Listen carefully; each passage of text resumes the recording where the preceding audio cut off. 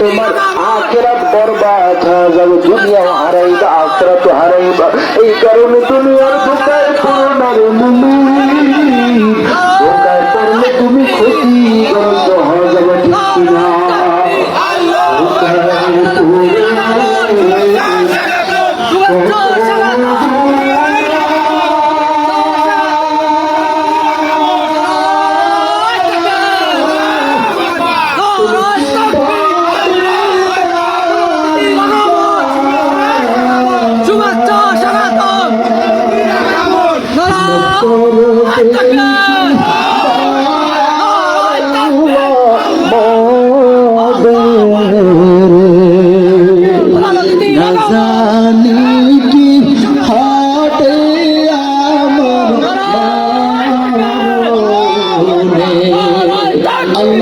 সকলকে কবুল করুন, বলেন আমিন।